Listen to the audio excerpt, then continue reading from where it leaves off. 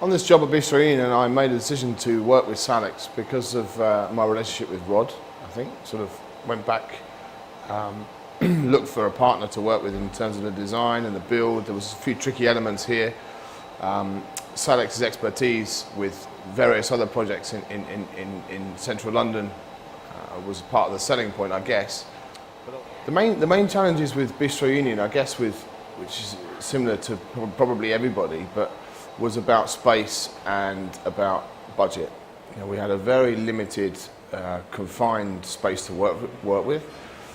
We wanted to reuse as much as possible of the equipment that we had here, and we were working to a really tight budget. It's a small restaurant with a small overhead, small average spend, and the kitchen's got to be relevant. There's no point building a £500,000 kitchen with a tiny restaurant. Salix helped me achieve the goals and get over those issues from the outset by sitting down with, and I guess because Rod understands what I want and how I work and my philosophy of working with small kitchens and how I like to work around that. And I sat down and I presented the problem actually and just said, listen, this is what I need to get to.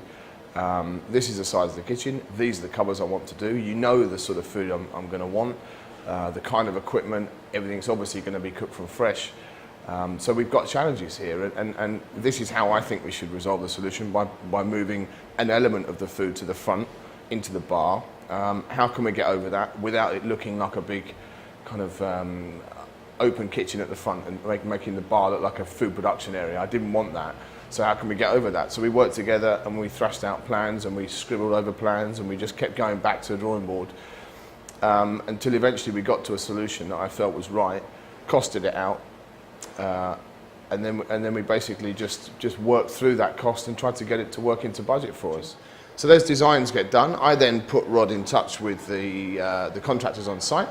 He then provides a services drawing for the bar and the kitchen, so they can go away when they're tiling the kitchen. They can make sure the services are in first, and you know, a lot of that project management is all about timing and making sure that the sequence of events is correct, so you're not doubling up on work.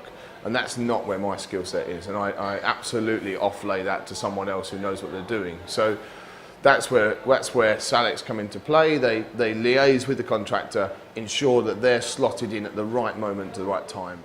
You know, I think the best thing about working with Salix and with Rod, as I have done in the past, is that having a go-to person for kitchen solutions and having someone that you can just say, listen, this is the engine room of my business. It has a lot of moving parts, a lot of things that can go wrong. And just having someone to be able to go to and say, listen, this is not working, it's not efficient, it's not right, or this isn't physically working, this little piece of machinery is not quite working or doing its job for me.